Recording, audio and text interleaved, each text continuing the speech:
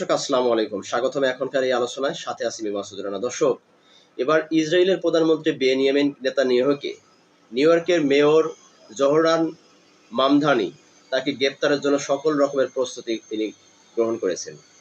আগামী সেপ্টেম্বরে জাতিসংঘ অধিবেশনে যখন বিশ্বের সকল দেশের প্রধানেরা নিউ ইয়র্কে অবস্থান করতে যাবেন, ঠিক সেই সময় ইসরায়েলের প্রধানমন্ত্রী বেনিয়ামিন নেতানিয়াহুকে গ্রেপ্তারের জন্য সকল প্রকারের প্রস্তুতি তিনি গ্রহণ করে রেখেছেন বলে এইরকমই বিবৃতি দিয়েছেন।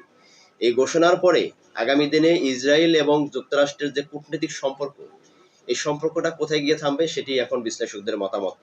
অনেকভাবে অনেকেই বিশ্লেষণ করার চেষ্টা করছে যে আসলে কি যুক্তরাষ্ট্রের সাথে যে ইসরায়েলের যে বর্তমানে কূটনৈতিক যে সমস্ত ভাষা, যে সমস্ত তারা বক্তব্য পেশ করছে, এটা কি সত্যিকারে তাদের ভিতরে কূটনৈতিক কোনো ফাটল ধরেছে, নাকি বিশ্ব রাজনীতিতে বা বৈশ্বিকভাবে তারা যে কোনোভাবে এটা একটা কৌশল গ্রহণ করছে যে আসলেই যুক্তরাষ্ট্রের সাথে ইসরায়েলের একটা কূটনৈতিক ফাটল ধরেছে। এরকম বহিঃপ্রকাশ ঘটানোর জন্য কি বা দেখানোর জন্য কি এই ধরনের বিবৃতি বা এই ধরনের বক্তব্য দিয়ে যাচ্ছেন কিনা যুক্তরাষ্ট্রের পক্ষ থেকে, সেটাও অনেকেই মতামত প্রকাশ করছে। অপরদিকে আরেকটি বিষয় আপনাদের সাথে শেয়ার করছি যে বর্তমানে রাশিয়া এবং ইউক্রেনের মধ্যে আবারও যেভাবে সংঘাতে জড়িয়ে যাচ্ছে, তাতে মনে হচ্ছে যে রাশিয়া এবং ইউক্রেনের যুদ্ধ খুব সহজেই যে সেটা যে থামবে না, এটা বেশ কিন্তু স্পষ্ট। কারণ বর্তমান আমরা ইরান এবং যুক্তরাষ্ট্রের মধ্যে যে যুদ্ধ চলমান, সেই যুদ্ধ নিয়েই সবাই বিশ্বের যত নিউজগুলো আছে এই দিকেই ফোকাস দেওয়ার চেষ্টা করছে। পাশাপাশি যে ইউক্রেন এবং রাশিয়ার মধ্যে যে ভয়াবহ যুদ্ধ সংঘটিত হচ্ছে, এই বিষয়টি নিয়ে কিন্তু বিশ্ব মিডিয়া বা আন্তর্জাতিক মিডিয়া কোনোভাবেই কিন্তু সেটাকে সেভাবে ফলো আপ করার চেষ্টা করছে না বা ওভাবে করছে না। দর্শক, লাস্ট যেটা আমাদের নিউজে যেটা আমরা পাইছি যে এখানে ইউক্রেনের ড্রোন হামলায় রাশিয়ার অন্ততপক্ষে 9 জন সেখানে বেসামরিক মানুষ নিহত হয়েছেন। দেখেন, ইউক্রেনের একের পর এক রাশিয়ার উপর কিন্তু ব্যাপকভাবে কিন্তু আক্রমণ করে যাচ্ছে, যার ফলে কিন্তু রাশিয়ার সেখানে তেল শোধনাগার আছে, জ্বালানি যে সমস্ত স্থাপনাগুলো আছে, সেই স্থাপনাগুলোর উপরে কিন্তু ব্যাপকভাবে তারা ধ্বংসযজ্ঞ চালিয়ে যাচ্ছে। কিন্তু সেটা কিন্তু শেষ হচ্ছে না। তার মানে কি, ইউক্রেন এখানে রাশিয়ার কাছে কিন্তু হার মানছে না।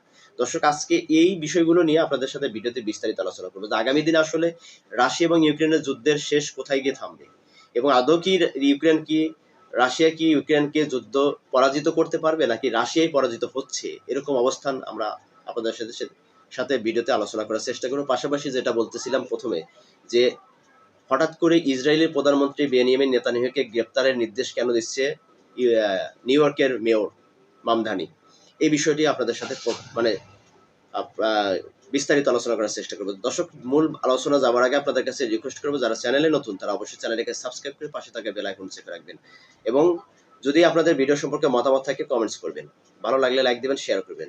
তো যে বিষয়টি আমি শুরুতে বলতেছিলাম সেটি হচ্ছে যে নিউ ইয়র্কের মেয়র জহরান মামদানি তিনি হঠাৎ করে একটি ঘোষণা দিয়েছেন যে ইসরায়েলি প্রধানমন্ত্রী বেনিয়ামিন যখন জাতিসংঘ অধিবেশনে যোগদানে আসবেন, ঠিক তখন তাকে গ্রেপ্তার করতে আমি আমার প্রশাসনকে প্রস্তুত রেখেছি। হঠাৎ করে কেন তিনি এই ধরনের ঘোষণা দিলেন? দেখেন, দীর্ঘদিন যাবৎ যুক্তরাষ্ট্র এবং ইসরায়েলের মধ্যে তাদের ভিতরে কূটনীতিক, সামরিক, প্রতিরক্ষা খাতে সকল প্রকারের চুক্তি, বাণিজ্যিক খাতে ব্যাপকভাবে তাদের মধ্যে কূটনীতিক সম্পর্ক কিন্তু সবচেয়ে মিত্র রাষ্ট্র হিসেবে ধরে নেওয়া হয়। কিন্তু ইরান এবং যুক্তরাষ্ট্রের মধ্যকার যুদ্ধকে কেন্দ্র করে যুক্তরাষ্ট্রের মধ্যে বেশ কয়েকটি ফ্রন্ট হয়েছে, বেশ কয়েকটি তারা গ্রুপ হয়েছে। কেউ কেউ ইরান এবং যুক্তরাষ্ট্রের যুদ্ধ সমর্থন দিচ্ছে, আবার কেউ কেউ ইরান যুক্তরাষ্ট্রের যুদ্ধকে কেউ সমর্থন দিচ্ছে না। অনেকেই এখানে ইসরায়েলকে সবচেয়ে বেশি দায়ী করছে যে আজকে যুক্তরাষ্ট্র ইরান যুদ্ধে জড়িয়ে যাবার অন্যতম কারিগর হচ্ছে ইসরায়েল। কারণ ইসরায়েল প্রতিনিয়ত যুক্তরাষ্ট্রকে কানপড়া দিতে দিতে ইরানের উপর আক্রমণ করাইছে, এবং আজকে সেখান থেকে যুক্তরাষ্ট্র ইচ্ছা করলে সেখান থেকে বের হয়ে আসতে পারতেছে না। এর মূল দায়ী হচ্ছে ইসরায়েলি প্রধানমন্ত্রী বেনিয়ামিন নেতানিয়াহু, যার কারণে আমেরিকার অধিকাংশ নাগরিক এবং সরকার দল এবং বিরোধী দলের অনেক নেতারাই তারা মনে করে বেনিয়ামিন নেতানিয়াহুই যুক্তরাষ্ট্রের ব্যাপকভাবে তার প্রভাব বিস্তার করছে, এবং সকল প্রশাসনিক ডিপার্টমেন্ট, গোয়েন্দা সংস্থাগুলো, ইসরায়েল বাহিনী তারা নিয়ন্ত্রণ করার চেষ্টা করতেছে আগামী দিনে। এই বিষয়টিকে যুক্তরাষ্ট্রে অনেক অনেক মানুষই বা অনেক নেতারাই তারা কিন্তু পজিটিভ ভাবে দেখছে না, তারা নেগেটিভ ভাবে দেখছে। আর যার কারণে তারা আজকে এমন ধরনের বড় ধরনের এরকম একটা সিদ্ধান্ত নিয়েছে যে আগামী দিনে যদি ইসরায়েলের প্রধানমন্ত্রী যদি নিউ ইয়র্কে পা ফেলে, তাহলে ইসরায়েলি প্রধানমন্ত্রী নেতানিয়াহুকে তারা গ্রেপ্তারের জন্য প্রস্তুতি গ্রহণ করছে। দেখেন, এটা কিন্তু চারটাখানি কথা না।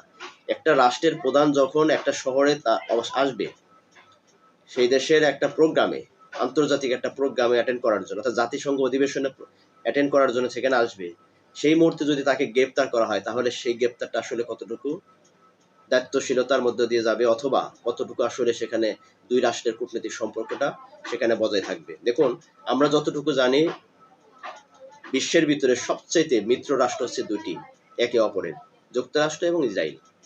দুটি রাষ্ট্র, নাম দুটা, কিন্তু তাদের কার্যক্রম, তাদের আন্তর্জাতিক বা প্রতিরক্ষা যে খাতে যে সমস্ত চিন্তা ভাবনা এবং তাদের যে নীতিগত সব বৈশিষ্ট্য এক। এই জায়গা থেকে মামদানি যদি ইচ্ছা করে, আসলে কি ইসরায়েলের প্রধানমন্ত্রী বেনিয়ামিন নেতানিয়াহুকে গ্রেপ্তার করতে পারবেন?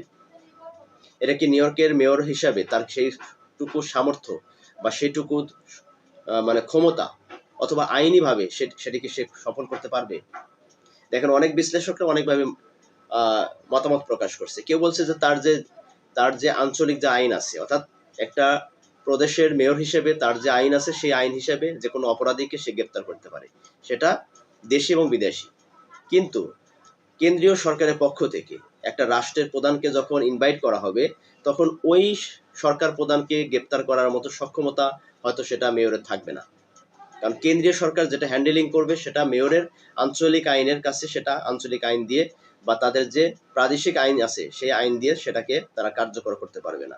এটা অনেকে অনেকভাবে ব্যাখ্যা করার চেষ্টা করছে। বিশাল এখানে আইনি বাদ বিচার আছে, বা আইনি বিশাল কিন্তু এখানে ফ্যাক্টর আছে।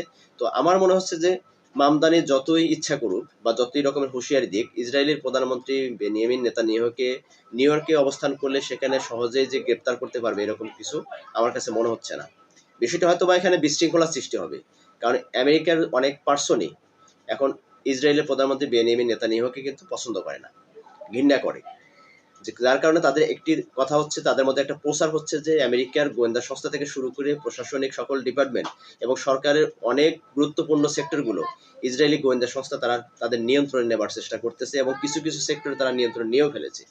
এরকম প্রচারণার পরে যুক্তরাষ্ট্রের সাধারণ মানুষ থেকে শুরু করে বিরোধী দলের নেতাকর্মীরা তারা কিন্তু ব্যাপকভাবে এই ইসরায়েলের উপরে তারা ক্ষিপ্ত, যার কারণে ইসরায়েলের প্রধানমন্ত্রী ক্ষিপ্ত।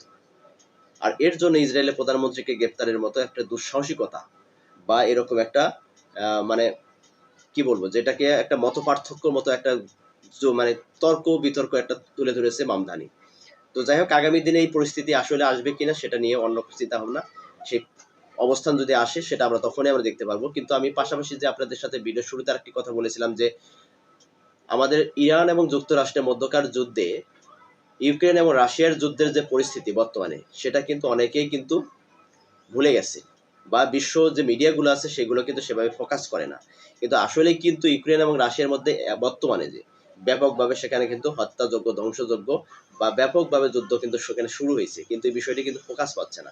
এখানে সর্বশেষ যেখানে ইউক্রেনের ড্রোন হামলায় ইরানের রাশিয়ার অন্ততপক্ষে 9 জন নিহত হয়েছে এবং 80 জনের মতো সেখানে আহত অবস্থায় রয়েছে।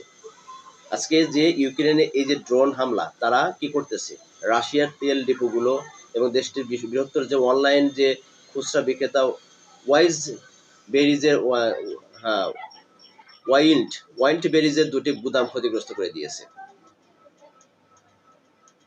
আপনি চিন্তা করে দেখতেছেন যে আন্তর্জাতিক যে সমস্ত অনলাইন যে আছে প্রতিষ্ঠানগুলো আছে, তাদের যে সেখানে যে আপনার গুদাম আছে, সেই গুদামগুলো তারা টার্গেট করতেছে ইউক্রেনের এই যে আপনার কি বলবো, যেটাকে যে ড্রোন সিস্টেম এবং ক্ষেপণাস্ত্র সিস্টেমগুলো। এবং এখানে শুধু তাই না, রাশিয়ার যে প্রধান যে তেল ডিপোগুলো আছে, এই তেল ডিপোগুলো কিন্তু টার্গেট করছে ইউক্রেনের ড্রোন এবং ক্ষেপণাস্ত্র হামলা। কিন্তু রাশিয়াও সেখানে ইউক্রেনের উপর আক্রমণ করতেছে। কিন্তু এখানে কিন্তু আসলে এই যে ন্যাটোভুক্ত রাষ্ট্রগুলোর বৈঠকের পরে দেখেন, একদিকে ইউক্রেন তারা সাপোর্ট পেয়েছে পূর্ণাঙ্গভাবে, অপরদিকে যুক্তরাষ্ট্র সাপোর্ট পেয়েছে। কারণ ন্যাটো রাষ্ট্রগুলো পূর্ণাঙ্গ সাপোর্ট দিয়েছে এবং অর্থনৈতিক সামরিক শক্তি দিয়ে ব্যাপকভাবে তাদেরকে সহযোগিতা করার প্রতিশ্রুতি ঘোষণা করেছে। এই ঘোষণার পরেই ইউক্রেনও কিন্তু রাশিয়ার বিপক্ষে কিন্তু ব্যাপকভাবে ক্ষিপ্ত হয়ে গেছে, অপরদিকে যুক্তরাষ্ট্র ইরানের বিপক্ষে। দুটি রাষ্ট্রকে যেভাবে এখন বর্তমানে আক্রমণ করার চেষ্টা করতেছে, আগামী দিনে রাশিয়া শক্তিশালী রাষ্ট্র হওয়া সত্ত্বেও ইউক্রেনকে কোনোভাবেই যেন দামাতে পারতেছে না। ইউক্রেনের ড্রোন হামলার কাছে রাশিয়া অনেকটা দুর্বল হয়ে যাচ্ছে। আমরা যতটুকু জানি, ইতিমধ্যে জার্মানি থেকে ইউক্রেনকে আরো 50,000 ড্রোন তারা কিন্তু উপহার দেওয়ার ঘোষণা দিয়েছে এবং অর্থনৈতিক সহায়তা দেওয়ার ঘোষণা করেছে। এর ফলাফলে আগামী দিনে রাশিয়া এবং এই ইউক্রেনের যুদ্ধ খুব সহজে যে সেখানে শেষ হবে না, বা খুব সহজে এখানে একটা আপোষ বা মীমাংসা এটা যে হচ্ছে না, এটার বহিঃপ্রকাশ কিন্তু বর্তমানে আক্রমণের আমরা এই সমস্ত দিকগুলো দেখলেই বুঝতে পারতেছি যে আসলে আগামী দিনে যুক্তরাষ্ট্র ইরান যুদ্ধ যেমন খুব সহজে শেষ হবে না, ঠিক একইভাবে ইউক্রেন এবং রাশিয়ার যুদ্ধ খুব সহজেই কিন্তু সেখানে শেষ হচ্ছে না। তো এই যে বর্তমানে বৈশ্বিক যে এই যে পরাশক্তি রাষ্ট্রগুলো ছোট ছোট রাষ্ট্রের কাছে যুদ্ধের ক্ষেত্রে গিয়ে হারিয়ে যাবার একটা সম্ভাবনা আমরা দেখতে পাচ্ছি, এর পিছনে অন্যতম কারণ কিছু আমরা সেটা আপনাদের সাথে শেয়ার করতেছি। দর্শক দেখেন, আমেরিকার মতো রাষ্ট্র শক্তিশালী রাষ্ট্র ইরানের মতো শক্তিশালী মানে একটি মধ্যম শক্তিশালী রাষ্ট্রকে পরাস্ত করতে পারতেছে না। কিসের জন্য? এখানে ইরানের সার্বভৌমত্ব রক্ষার জন্য তারা বদ্ধপরিকর। কারণ এখানে যুক্তরাষ্ট্র কোনো কিছু ছিনিয়ে নেবার জন্য যুদ্ধ করতেছে। আত্মপক্ষের যে একটা শক্তি সেটা কিন্তু যুক্তরাষ্ট্র পাচ্ছে না, মেন্টালি যে একটা শান্তি সেটা কিন্তু পাচ্ছে না, শক্তি সেটাও পাচ্ছে না। যার কারণে তাদের শক্তি থাকা সত্ত্বেও ইরান যুদ্ধে গিয়ে তারা বারবার পরাস্ত হচ্ছে। একইভাবে রাশিয়া ও ইউক্রেনের যুদ্ধে একই অবস্থান তৈরি হচ্ছে।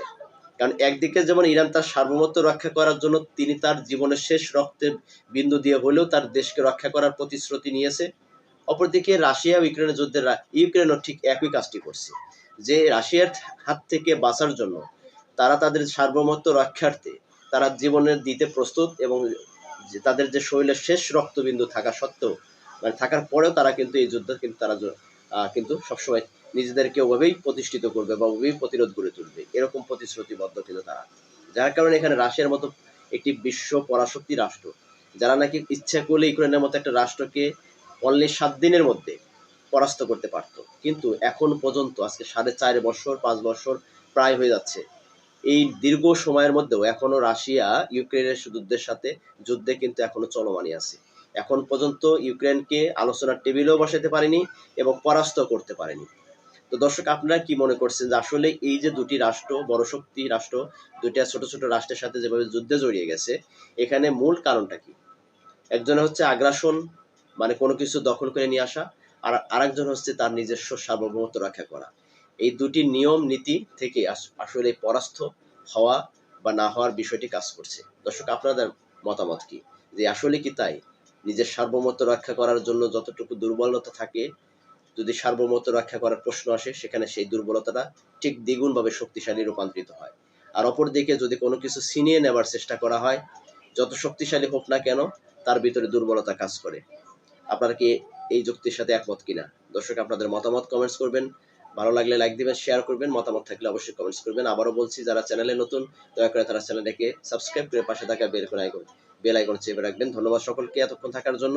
আসসালামু আলাইকুম ওয়া রাহমাতুল্লাহি ওয়া বারাকাতুহু।